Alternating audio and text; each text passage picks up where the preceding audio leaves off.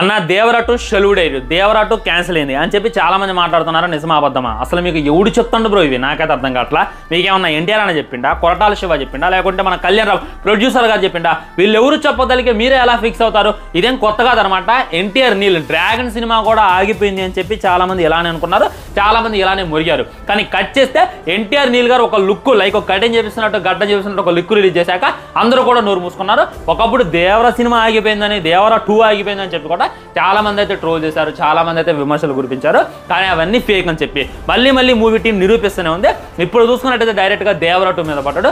ఎలా మాట్లాడతారో నాకైతే అర్థం కావట్లేదు. ఒక బ్యాచ్ ఉంటుంది అనమాట, ఆ బ్యాచ్ ఒక గ్రూప్లా క్రియేట్ అయ్యి ఈ విధంగా దేవరా 2 మీద పడతారు. అది మట్టికి మీరు 100% అవ్వమాకండి.